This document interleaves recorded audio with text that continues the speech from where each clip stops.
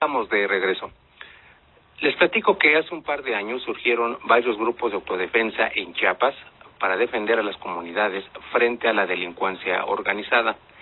Y hace un par de semanas se formaron nuevos grupos en municipios tan importantes como Panteló y San Cristóbal de las Casas.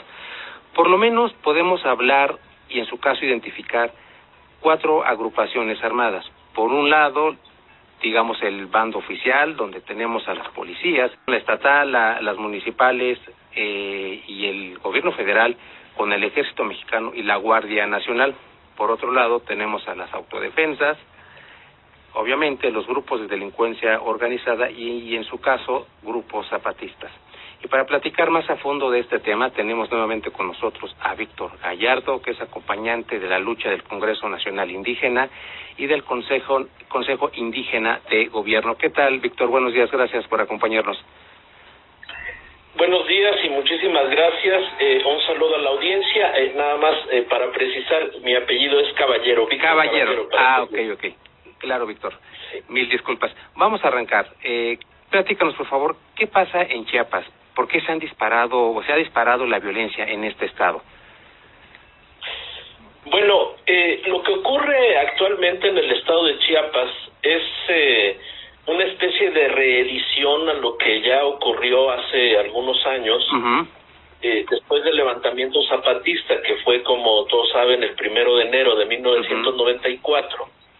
En el cambio de gobierno de Carlos Salinas de Gortari a Ernesto Zedillo, este último pues instauró un proceso de militarización rodeando prácticamente toda la zona de influencia zapatista en el estado, pero acompañado de un fenómeno de creación de grupos paramilitares que pues asediaban comunidades, bases de apoyo zapatistas y que bueno, pues desencadenó situaciones muy graves, como un ejemplo claro es el caso de lo ocurrido en Acteal.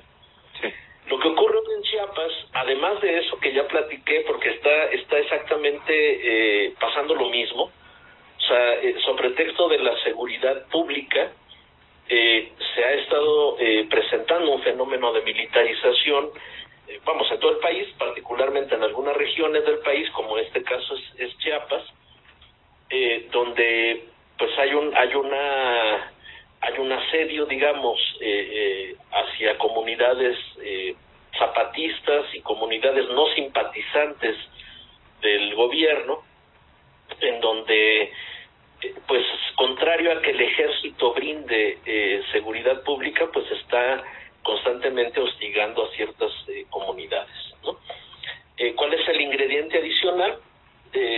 Yo creo que se divide en dos.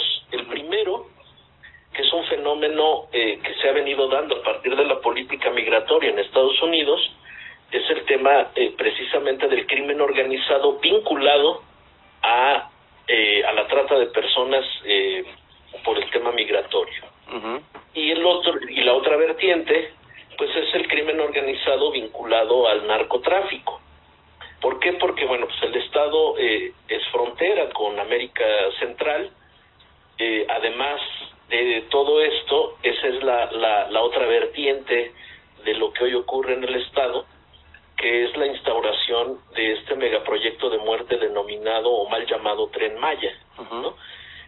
El crimen organizado, que no deja de ser un negocio como todos los negocios, el tema es que es ilegal, pero bueno, se rige bajo las mismas normas de un negocio, por las mismas reglas, pues están viendo que puede generarse un mercado y además un puente de trasiego de drogas en estas regiones de Chiapas, precisamente a partir de la construcción del tren mal llamado Maya. Lo mismo está ocurriendo en Oaxaca, ¿no? Por ejemplo, con el corredor interoceánico, ¿no? Entonces, eso ha creado un caldo de cultivo muy grave que está enfocándose demasiado a la violencia y que a partir de ello pues está generando mucho más conflictos en la entidad, ¿no? Sobre todo en algunas regiones, las regiones de Los Altos, las regiones de San Cristóbal. Hemos sido testigos de notas en medios de comunicación, como de repente esto que ocurrió, por ejemplo, en Culiacán, esto que llaman allá el Jueves Negro, pues ya van dos veces que ocurre en San Cristóbal de las Casas, ¿no? Sí.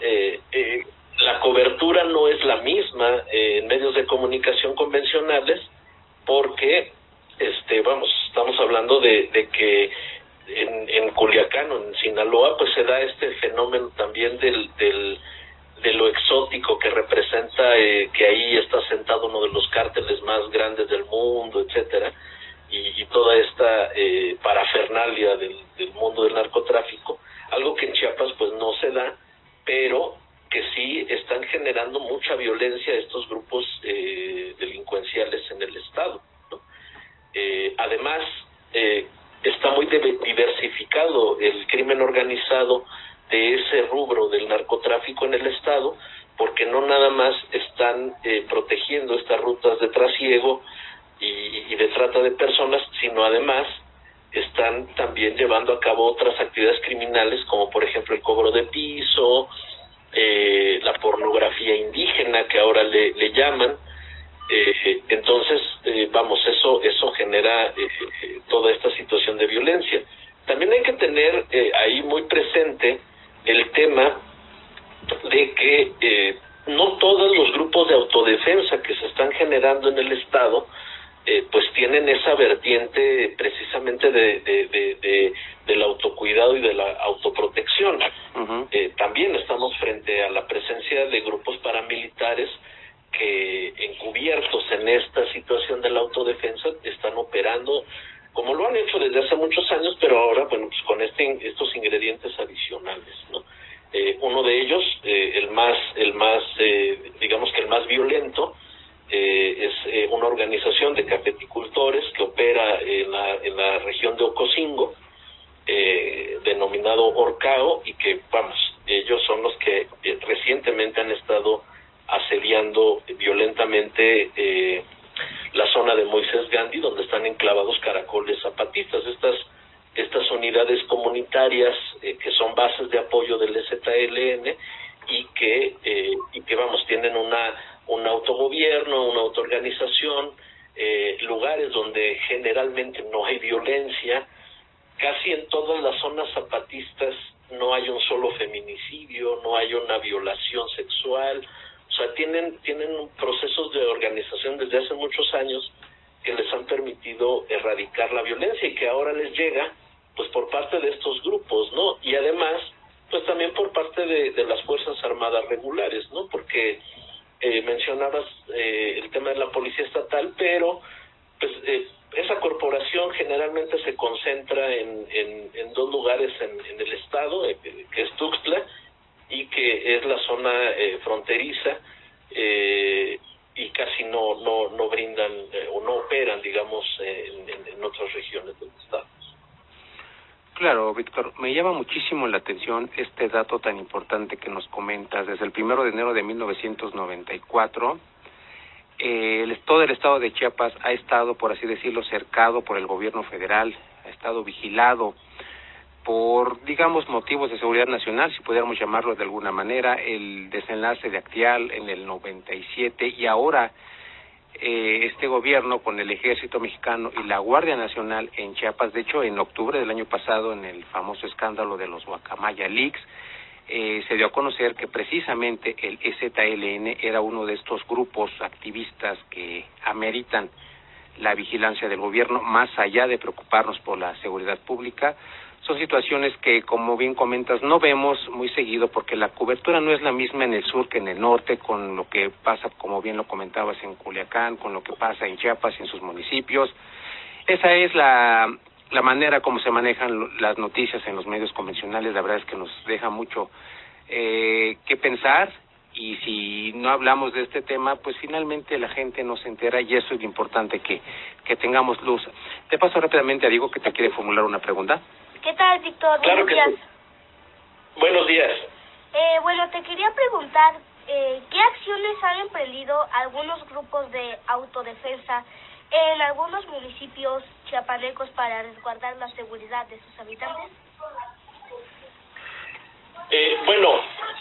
Aquí digamos que en cierta forma lo peligroso de estos grupos, independientemente de su naturaleza, digamos que ya explicaba yo hace un rato, es que pues están armados, ¿no? Ese es otro tema, ¿no?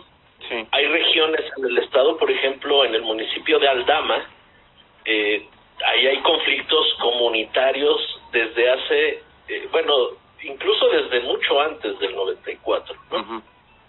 Conflictos que se han venido generando también por la negligencia de los diferentes gobiernos, ¿no? Estas zonas, estas regiones de Aldama, de Ocosingo, de Los Altos, también están, tienen tradicionalmente muchos conflictos de naturaleza agraria.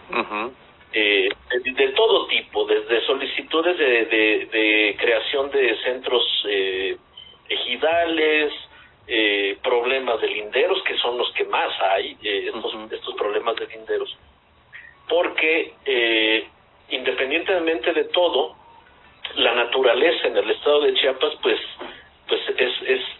es muy potente, ¿no? O sea, ahí prácticamente puede crecer cualquier cosa de frutos, árboles, granos, o sea, es muy fértil la tierra en el estado, ¿no? Entonces, para comunidades o ejidos que puedan, por algún conflicto de superficie, perder algunos terrenos, bueno, pues siempre les representa pues una situación pues de mucho conflicto, ¿no? Entonces, diversos grupos de autodefensa que también operan en estas regiones, aunado al tema de la seguridad interna, también están pues diseñados, digamos, para estas defensas de sus territorios, ¿no? Entonces, pues eso es un ingrediente adicional más a los propios conflictos, ¿no?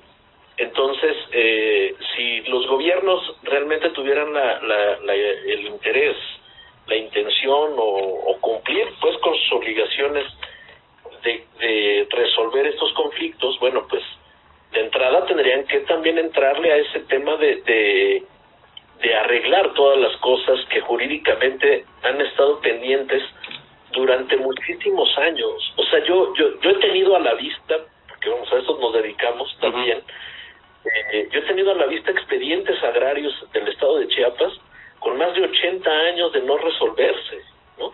O sea, desde que hubo resoluciones presidenciales en la época de Lázaro Cárdenas y que a la fecha no hay una resolución, o si hay sentencias emitidas ya por el Tribunal Superior Agrario después de la reforma al 27 constitucional del 6 de enero del 92, pues no ha habido poder humano que ejecute esas resoluciones y que además vele porque se cumplan, ¿no?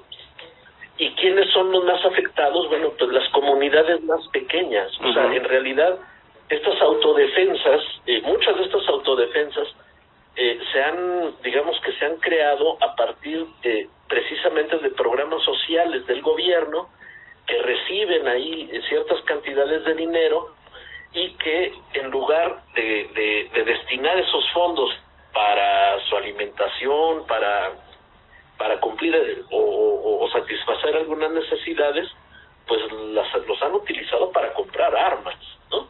Claro. Eso ocurre mucho también con los grupos paramilitares. Esa es la forma en que están siendo financiados. Entonces, ¿qué es lo que hace el gobierno? Bueno, pues universaliza, digamos, estos apoyos, los entrega con una condición electoral casi siempre, un clientelismo muy evidente, y no está atendiendo a qué se están destinando esos recursos, ¿no? Entonces, es una situación muy muy compleja, ¿no? Por eso sí vuelvo a insistir, el hablar de grupos de autodefensas en el estado de Chiapas sí hay que ver de manera muy específica cuál es su naturaleza y cuáles son sus fines, porque ahí se entremezclan muchísimas cosas. O sea, hay regiones en Chiapas donde, por ejemplo, el tema partidista es un motivo de conflicto. O sea, quienes son priistas, quienes son morenistas, quienes son perredistas, es un motivo de conflicto. El tema religioso, quienes son católicos, quienes son evangélicos, bueno, pues ahí es donde de repente a partir de eso se generan muchos problemas en el Estado, ¿no? Claro, Víctor, una respuesta muy interesante que nos arroja muchísima luz de cuál es la radiografía de Chiapas. Un punto muy importante que tocaste es los conflictos jurídicos, desde tal vez una disputa de deslinde hasta la creación de un nuevo centro de población ejidal, que este tipo de problemas son muy comunes en Chiapas. Y bueno, desgraciadamente la justicia agraria, si bien en su momento fue una novedad en la Constitución del 17, que puso a nuestra Carta Magna como una de las más adelantadas de su época, desgraciadamente la justicia es muy lenta en materia agraria. Nos hablas, a título de ejemplo, de asuntos de 80 años de antigüedad que todavía no pueden resolverse, de sentencias que no pueden ejecutarse por X o Y razón. Y si aunamos, como bien nos comentas, los conflictos religiosos, los conflictos incluso por simpatías o ideologías políticas, hacen de Chiapas un mosaico muy complejo que sin duda el gobierno debe atender lo más pronto posible. No queremos un nuevo conflicto como el que surgió el 1 de enero de 1994, y bueno, ya en tu respuesta nos comentas que el gobierno como que no le entra mucho a esta parte de Chiapas. Quiero preguntarte, ¿realmente crees que exista el peligro viable de que en el futuro aparezca un conflicto civil en Chiapas a causa de los enfrentamientos entre autodefensas y grupos de delincuencia organizada? Bueno, esta situación o algo como como algo así, se puede presentar en estos momentos se puede presentar en cualquier parte del país. Uh-huh. La verdad es de que a ver, hay por ejemplo trabajos muy serios de corte incluso académico. El doctor Gilberto López y Rivas lo ha documentado muy bien, de cuál ha sido la forma de operar del Estado no solo frente al conflicto con el EZLN, sino en varias circunstancias en políticas o sociales en el Estado, a partir de labores de contrainsurgencia y de inteligencia disfrazada, o sea, de inteligencia para la contrainsurgencia, ¿no? Se sabe, pues, que en muchas comunidades ha llegado gente que va como que de una empresa de refrescos, como que va a repartir algo, como que van a llevar folletos de alguna iglesia, y realmente son servicios de inteligencia que están recopilando información. Pero, ¿cuál es la diferencia? Que esas comunidades van a recopilar informaciones sobre la organización social, sobre la influencia, sobre la forma que tienen estas comunidades de ver la vida, de ver al país y demás, y a los grupos delincuenciales pues los están dejando hacer prácticamente lo que quieran, como ocurre en cualquier parte del país, ¿no? Cuando surgieron, por ejemplo, las autodefensas en Michoacán, en la primera fase fue una situación ahí muy espontánea de grupos de personas, habitantes y demás que decidieron ponerle un alto a la criminalidad y que bueno, en cierta forma pues lograron algunas cosas, pacificar algunas regiones, pero cuando el gobierno metió mano pues prácticamente volvieron a lo mismo y quizás hasta peor, ¿no? Sí. Entonces en Chiapas hay muchos factores que propician que esto no ocurra lo mismo que ocurrió en Michoacán, ¿no? La situación ideológica es muy fuerte.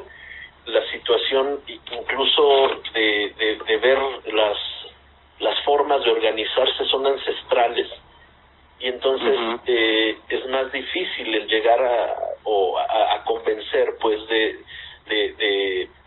que las cosas tienen que mejorarse en un entorno social. El tejido social precisamente en Chiapas está deteriorado a instancia de los propios gobiernos, ¿no? Uh-huh.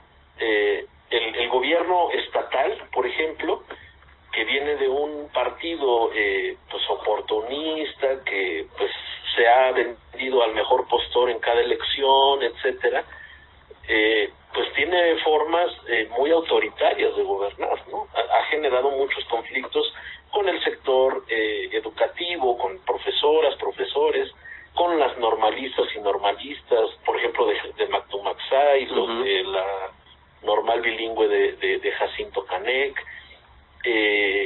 Entonces, en temas de justicia no se habla de casos en Chiapas, o sea, no ha habido un caso en el estado de Chiapas en el que haya trascendido hacia el país, que se cometió, por ejemplo, un feminicidio y que detuvieron al feminicida y que lo sentenciaron. O sea, esas noticias no salen del estado, ¿no? Uh-huh. O porque no los hay, o sea, porque no hay casos en los que se haya garantizado la justicia en determinadas circunstancias, o porque otros conflictos rebasan esas notas, ¿no? Claro. Por ejemplo, una de las tomas que hubo por parte de criminales hace poco en San Cristóbal, la razón fue porque estaban haciendo cobro de piso en un mercado a quienes vendían pollo, uh-huh, así tan específico, ¿no? Y esa situación pues generó que en cuestión de horas pues estos grupos prácticamente tomaran la mitad de la ciudad, ¿no? Entonces tienen una forma de reaccionar pues muy, aparte de que muy violenta, pues muy rápida, ¿no? Entonces eso rebasa cualquier situación de que el Estado pudiera querer organizar. Si a eso le sumamos que las Fuerzas Armadas, en lugar de estar brindando o llevando a cabo acciones estrictamente de seguridad, están concentradas en estar asediando comunidades, en estar haciendo todo esto, pues obviamente pues no va a haber un poder del Estado que pueda resolver estos conflictos, ¿no? ¿Qué es lo que en qué puede desembocar? Los compañeros del ejército zapatista lo comentaron, o sea, uh-huh, Chiapas está al borde de una guerra civil porque están las condiciones dadas para ello. Si ha habido prudencia es por muchos cálculos también, sobre todo en cuestión de vidas, ¿no? Porque no debemos olvidar, o sea, sí existen grupos armados de autodefensas, existen paramilitares, existen grupos del crimen organizado, pero también existe un grupo que es una guerrilla y que también está armada, ¿no? Pues eso no lo podemos soslayar bajo ninguna circunstancia. Y entonces, eso todavía abona a que debemos de evaluar y en muchos de los casos exigir al gobierno de la República, sobre todo, porque el gobierno estatal está súper rebasado, ¿no? Uh-huh. O sea, esta gente del gobierno del estado se dedica a medio administrar algunas cosas en algunas regiones, a salir en eventos, a hacer discursos y hasta ahí. Ahí el gobierno federal es el que está, el que está obligado, ¿no? Si a eso le sumamos que aparte de todo esto están poniendo en riesgo muchas regiones del estado para desbastarlas con el tema del Tren Maya, bueno, pues todavía es peor, ¿no? Pero en fin,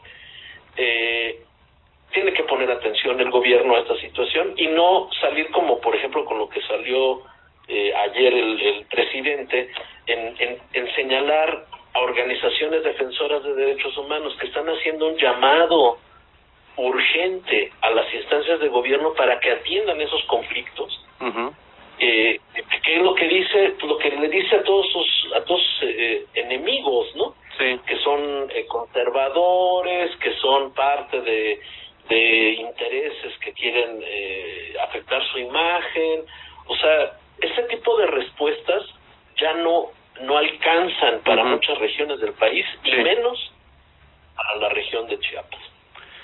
Así es, Víctor, una situación muy complicada. He tenido la oportunidad de leer a Gilberto Rivas y de manera muy concreta nos explica la doble cara del gobierno, la doble moral del gobierno mexicano, de cómo por un lado se abre al diálogo y a la solución de conflictos, pero por otro tenemos espionaje, en su momento la represión. Esa fue la consigna de los grupos paramilitares. Ahora tenemos al Ejército Mexicano y a la Guardia Nacional haciendo lo propio, y más allá de velar por la seguridad pública de los chiapanecos, más allá del Estado de Derecho, y poner a Chiapas en primer plano en cuanto a desarrollo estatal, simplemente se trata de seguir sometiendo a este lindo estado, rico en muchísimos recursos naturales, que nadie le ha dado la atención debida. De Chiapas debe estar en los primeros lugares de temas prioritarios, de temas relevantes en la agenda nacional. Víctor, te agradezco muchísimo como siempre y espero contar contigo para una próxima ocasión. Sí, claro que sí, muchísimas gracias. Y bueno, pues nada más finalmente sirva pues el espacio para... me voy a atrever a utilizar esta despedida para exigirle al gobierno federal que ponga atención al estado de Chiapas. Mencionabas hace rato el tema de Guacamaya Leaks. No solo señaló estos documentos del ejército mexicano al EZLN, también nos señaló a las organizaciones que acompañamos las luchas de zapatistas, o sea, y no nada más las de Chiapas, sino hasta las de la ciudad, ¿no? Claro. Entonces, en lugar es una exigencia que le tenemos a este gobierno, en lugar de distraer esos recursos humanos, materiales y económicos a estas labores de contrainsurgencia, pues que las canalicen a resolver las problemáticas. Eso es lo que el país necesita, ¿no? Claro. Ya basta de discursos y aparte ya basta de un discurso tan polarizante que el riesgo que ya comentábamos de los conflictos civiles no se concentra en un solo lugar. Hay muchos lugares en el país en donde se están viviendo situaciones verdaderamente terribles. Está Tamaulipas, Guanajuato, el propio Sinaloa, Michoacán. La situación es muy grave. Y bueno, pues nuevamente agradecer la distinción que me hacen en la invitación. Con todo gusto, Víctor. Seguimos en contacto.